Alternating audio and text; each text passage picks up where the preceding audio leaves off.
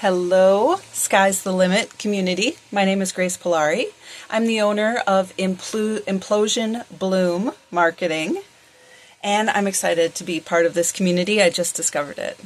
I work in the health and beauty industry, which emphasizes that physical health is mental health.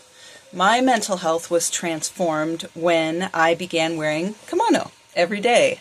The sumptuous beauty of wearing this living art and the natural fibers of cotton, silk, and wool provided a deep release for my body. The ability to wear art made by the finest textile artisans of Japan connected me viscerally to a culture that I have always loved and respected. Many Westerners wear plastic clothes, polyester, and it strangles the largest organ of the body, the skin, creating irritation, aggravation, so many problems. And when the body is under constant threat, from being just like, the mind seeks out enemies and creates problems and invents demons to justify its pain. I had tried many things to manage my anxiety and depression, but all of my mental health problems evaporated when I began wearing kimono. There is a thriving community of non-Japanese people around the world on Instagram sharing their kimono journeys, how they wear kimono, sometimes every day, like I do, sometimes on the weekends, lots of different things. On Instagram, I am Kimono Graceful, and my partner is Kimono Jeffster. And the kimono influencer and teacher, Billy Matsunaga, is a German who now lives in Japan. She shared a video on YouTube of her and other influencers asking Japanese people how they felt about non-Japanese wearing kimono around the world. And the overwhelming majority of Japanese people said they were excited to share it. They were happy to see that people were wearing kimono as long as they did it with respect and tried to honor the traditions and do it well, which means do your collar properly. Wear an obi if you can. Know the words, of what the different things are, that kind of a thing. So Billy Matsunaga and other kimono influencers have shared that when young Japanese people see non-Japanese wearing kimono well on social media, they feel excited and have a renewed spark for wearing kimono themselves. You may or may not know there is somewhat of a population crisis in Japan. There's not a lot of new young people right now, and many of the young people don't wear kimono at all. And that means that the kimono industry is really suffering. And the national treasures, the craftspeople who make the textiles, often in ways that have been perfected over 700 years, they're really suffering. And the kimono industry is kind of on the brink of collapse. The secondhand kimono industry is very strong because they have so many kimono that last almost 100 years. And that's largely what people are wearing around the world.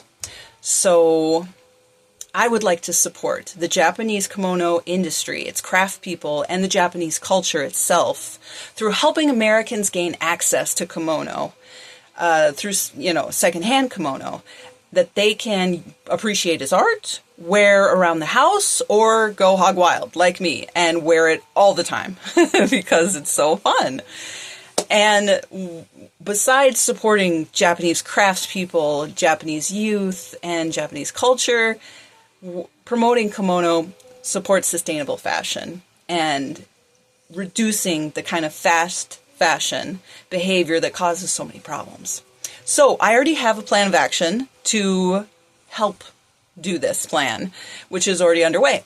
I have contacted members of the Japanese government in the cultural protection and preservation offices, as well as different Japanese appreciation societies around the country to help build a bridge between us and to help get secondhand kimono in people's faces. Because I've loved Japan my whole life, but I had never even seen a kimono until I randomly stumbled on one at a thrifting event. and I was able to touch it and put it on. It was like, wow, it's so beautiful. So we need to get that kimono out there. And Japan literally throws away tons of kimono each year. Tons. And kimono that aren't thrown away, that are of high enough quality, like this one, you can get really cheap. I got this for $6 with shipping included from a Japanese seller. It's wool. It's amazing. I love it. So I would use this grant to help build a bridge between Japan and America, Japanese craftsmen, the secondhand kimono industry, Japanese appreciation societies, and the American public. And I have some ideas to do that. You know, getting the kimonos over here, connecting with the societies, spreading them out into thrift stores, going to events, making it just more accessible. You know, if you can touch it, if they can put it on, and they can have it for like 15, 20 bucks. When people put it on, the job's done. And it feels amazing, and they want to wear it. You know, I want to put together a pamphlet of like different kimono influencers on Instagram and social media to be like, look, lots of people are doing this. You can do it too. It's not easy. You know, it's not easy to wear kimono, but it's very fun. And I hope that by doing this, more people will wear kimono and be interested in sustainable fashion and in Japanese culture, which has so many great values, and that we can reflect back that passion to the Japanese youth, and that they would be like, oh, that's my kimono. I'm wearing it, you know, and they would just hold on to that, and that would continue to support the craftspeople who are so talented. Thank you for taking the time, and I'm excited to be a part of this community.